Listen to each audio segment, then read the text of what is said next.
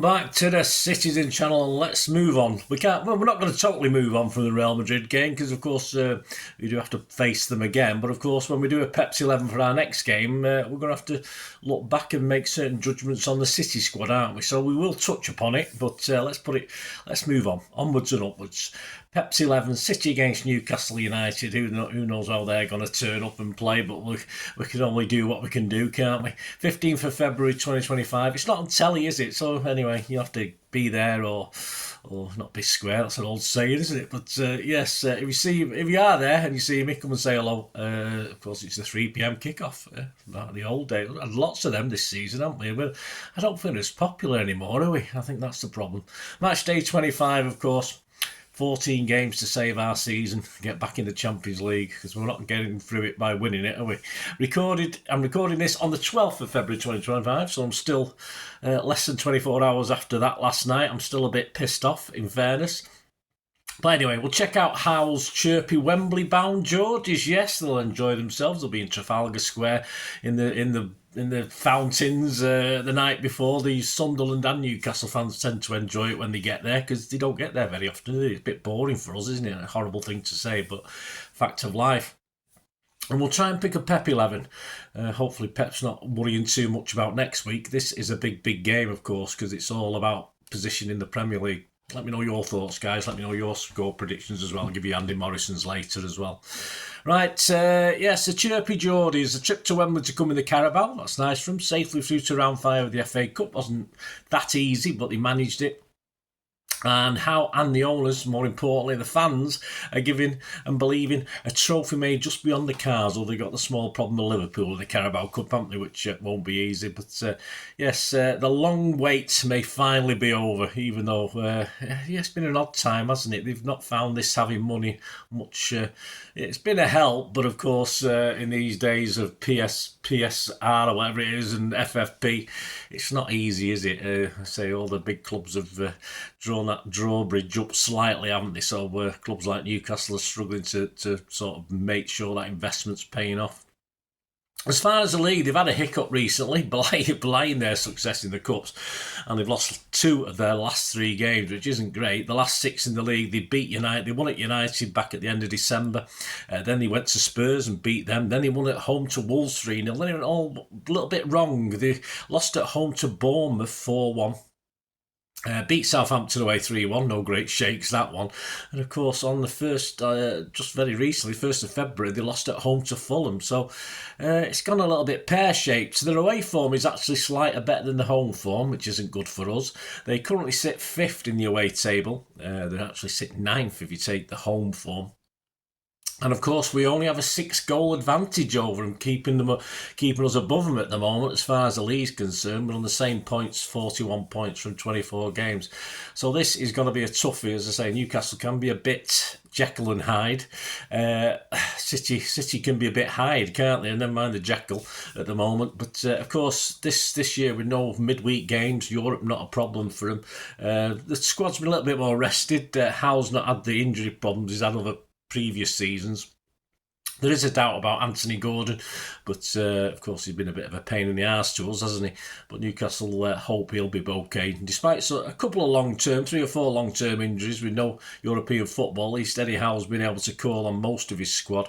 And with players like Guimarães, of course, still linked with us, Alexander Isaac, Sandro Tonali and others, it's going to be a tough game because if they're that's it, their midfield especially can cause us a lot of problems. So we're going to have to hope that Nico's fully recovered, perhaps in this midfield. I'm giving it away now for my Pepsi 11 answer.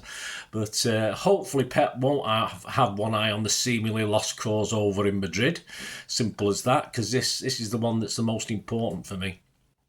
So that brings us to, really, it's all based on what Pep's going to do with his 11 that will be expected to do the job as we work towards this top 4 finish, hopefully top 3, top 2. Got to get up there, just got to aim for little targets, and that's what we've got to do. We've got some tough games coming up, of course. We've probably lost the first of those against Real Madrid, but hey, we'll carry on. Confidence, I think, will be a bit down after that Madrid capitulation, that's for sure. This was the team stroke squad for Real Madrid. Edison, Akanji, Diaz, Aki, Gvardiol, Stones, KDB, Bernardo, Savic, Grealish and Haaland. On the bench, Ortega, Marmoush, Kovacic, Doku, Nico, Gundo, Nunez, Kusanov, Foden, O'Reilly, Lewis and McAtee. A reasonably strong bench if everyone's on form, but that's not the case at the moment, is it? If this was supposed to be Pep's best 11 at the moment. Looking at what's happened on the night, of course, Aki was presumably planned to come off after 60 minutes, so there's no injury there, so he should be okay. Grealish is basically fucked again, isn't he? That's another problem with some groin problem. I've seen a little thing there on. I've not checked it out about they're going to UEFA about something. Us running to UEFA about Grealish's injury. I'm not sure what all that's about. Anyway, I'll read it up later. It's probably just newspaper crap. Akanji, likewise, is he knackered again? Basically, after going off playing a half.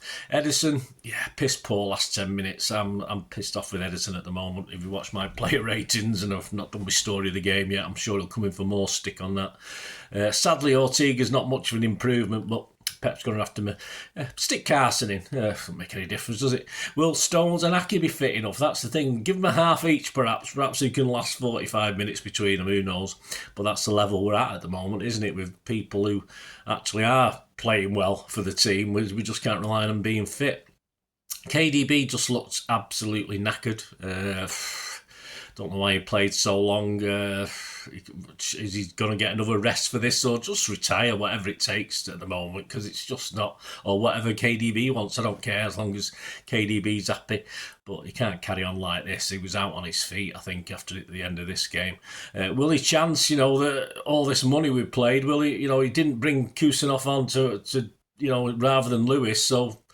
Will he chance him in this game? That's another thing. Why didn't he bring him on against Real Madrid? It's just pathetic, really. That doesn't give Kusanov any confidence, doesn't give us any confidence.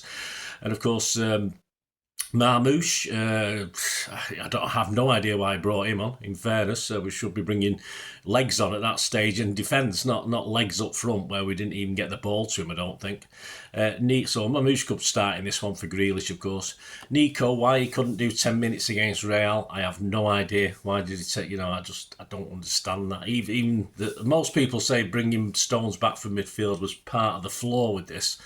But of course, he could have brought him back and put Nico in that sort of position there, so that might have been better than bringing Gundo on. Say no more about that, but why didn't Nico come on just for 10 minutes? He's on the bench. He should be fit enough to bloody do 10 minutes, so hopefully he's fit enough to play in this game. And Doku, yeah, of course, Doku's back on the bench, so perhaps he can play with Savi or instead of, or half each. That's what we're getting to at the moment. Just stick him on for a half each, and hopefully it'll keep him fit anyway.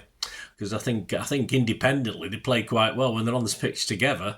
Not so much, but obviously, as you'll see from my Pep's 11, I don't think Pep sort of grasps that at the moment. So anyway, all those whys and wherefores, guys, I might have not mentioned a couple. I've not considered anyone who wasn't in the squad against Real Madrid. I'm not assuming Bob's going to suddenly appear and stuff like this. So we'll go with that.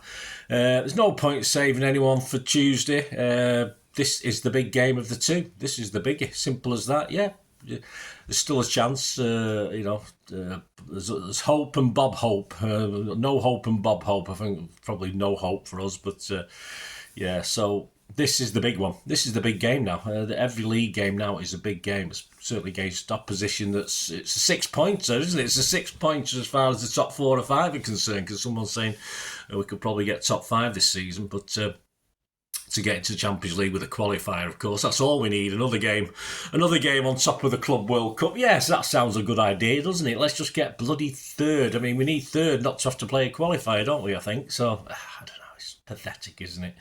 Anyway, this is the big game of the two. I'm going to make 6 changes. I'm going to make 6 changes to the Real Madrid team. A couple forced with injury, some forced with a lack of fitness, and some forced with a lack of brains. It's as simple as that. That's my reasoning behind this. I'm going to stick, although he's no better, I'm going to stick Ortega. No better than Edison. I'd rather Edison play, but I think Pep's defended Edison, hasn't he? But yeah, I mean, he was great for 80 odd minutes, and then he just had a couple of brain farts. So I'm going to stick Ortega in, keep Edison for Tuesday. Kusanov, right back. Got to be, hasn't he? There's no point in spending 175 million quid if we're not even bringing these bloody players and playing them now. That's the whole idea. Diaz and Aki hopefully can partner up. Of course, if Aki's not fit, bring Stones, have an half each, it doesn't matter. Gvardiol, of course, who looked on fire. He may rest him, actually. He might rest Gvardiol against Newcastle. Probably stick Lewis out there, knowing Pep, but I'll stick Gvardiol in anyway. And Nico, surely Nico's got to be able to start this game. Foden, he was obviously on the bench, so I think the plan was to play him against Newcastle anyway. Marmouche, you've got to give him another go. He's got legs. He might help in the middle, hook that in the sort of middle to forward thinking. And I have gone Savvy and Doku because I know Pep does it. I know Pep tries these two, of course, no KDB. So creativity-wise for Haaland, stick Savvy and Doku on. One always performs better than the other when they're both on the pitch. But I was playing with just sticking one on and then obviously having one on the bench. But I'll go for both because I'm just trying to think out. It's a Pep's 11. I'm trying to think how he thinks. So there you go. So my 11. Let me know what you think, guys. Let me know your predictions, your 11. Ortega, Kusanov, Diaz, Aki, Gvardiol, Nico, Foden, Marmouche, Savic, Doku and Haaland. Let's hope it's good enough to do it. The predictions, Andy Morrison, he says, of course, he wrote this probably 3 or 4 weeks ago. Another real, well, no, so say about, what date are we on? Say two and a half weeks ago he wrote this. Another really tough one, but I'm hoping our new arrivals will be bedded in by then. No. And we'll also have a few players back from injury. Yeah, and a few players lost through injury as well. Newcastle blow hot and cold, they do. And I think they'll be in a cold patch when they visit us. That's very bold. That's partly the reason I'm going for a City win. But regardless of where Newcastle are at, if we're anywhere near our best, we're not, mate. We are winning this, even though they are a very good team on their day. They certainly are. But we should be able, we can't beat Newcastle at home with sort of Liverpool and Tottenham to come, etc. Top 4, top 5, I might be saying kissing goodbye to that as well.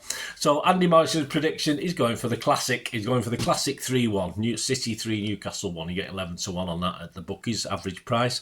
I'll remain positive, though I don't feel it after last night. I'm still, perhaps in another day's time, I'll feel a bit better about it all. I don't feel overly positive at the moment. But I'll go with 3-2. I'll just say, well, for once, we'll outscore them and beat them 3-2. Hopefully a Haaland hat-trick, who knows. But you can get 14-1 on that, but I have no faith. There's some other odds as at the 12th of February 2025. City top 4 to finish top 4, yeah, 4-7 on. So if you're happy with that, it's not. I don't mind betting odds on that. That's not too bad. Newcastle top 4 is 9-4. Yeah, that's not overly generous. So you're probably chancing it. Of course, top 6 are a bit more certain of. The 4-9 on for a top 6 position. Newcastle. Other popular score lines for this game in particular: City wins 2-1 is 8-1. A City 1-1 draw is 15-2 with Newcastle, and a 2-0 City win over Newcastle is 11-1. And the best price you can get on a Newcastle victory is 2-1, which you can get at 12-1. And the match odds themselves, City almost evens. I mean, it's never usually known this, is it? But this is the state we're in at the moment, and the bookies are not daft, are they? City are 5-6 on, so they'll be hoping to tempt a few City fans. I've seen 10-11 in certain places. So, yeah, if you like betting on City, I won't put you off that one. A Newcastle win is 11-4 and a draw is 3-1. So again, for Newcastle fans, a bit of Dutch in there. You can make a few quid if you're confident. And I wouldn't ever put any Newcastle fans or any other team having a go on their own team, of course. But they're reasonable odds, I think, for you to have a go at. As I say, go for the draw or the win, or Dutch them, and you still make a bit of a profit, don't you? So there you go, guys. Hope you enjoyed that. Anyway, let us know your comments, your thoughts, your predictions. Of course, that's wonderful in the comments. Of course, next up, player ratings. Hopefully, I'll be able to do this Saturday night, depending on the trams and getting home and everything else that goes on in life. Sunday, I will have the Pepsi 11 for the visit to Real Madrid. So I'm not overly optimistic, but we can only do what we can do, don't we? I just hope we don't get embarrassed. That's all I'm hoping over in the Bernabeu. So I'll do my Pepsi 11 for that on Sunday. And on Monday, of course, will be the story of lighter. Trying to get a lighter. I try and be lighter, but at the moment it's quite depressing. But I try and put a lighter spin on the game with my story of the game. That'll be out on Monday as well. So keep your eyes peeled for that. Keep those buttons pressed, guys. Please, if you want to make any comments in the section, please do so below. I'll try and answer every one that you make, as long as it's a reasonable comment and not something rude. Do that, and of course you can contact me through my various socials. And of course, if you do like what I try and do, I'm not too proud. I don't do these live things where you have super chats and all this garbage, and hundreds from not going to a game and talking about it. Yeah, if you want to help me out, guys, going forward, all my history stuff, of course, on City. All I ever ask is you can support the channel. Just stay watching and listening. I hope you enjoyed the feature, and yeah, if you can support me through the subscription, if you can subscribe, guys, that'd be wonderful if you've not already done so.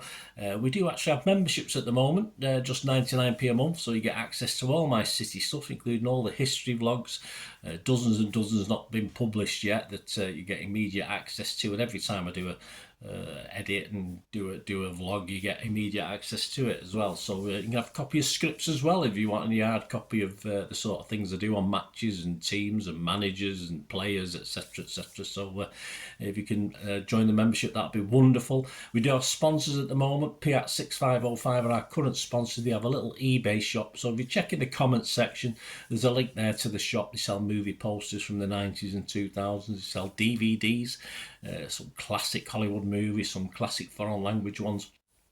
And if you do see anything you fancy on there, if you do place an order, just mention me, just say Bernard sent you, and you automatically get 10% reduction in the cost of your order. So fill your boots, guys, and my thanks to Kippax 6505. And yeah, if you want to support the channel just by watching the ads, that helps. Watch the ads, let them play through while you just have to check your phone or something, let it play out.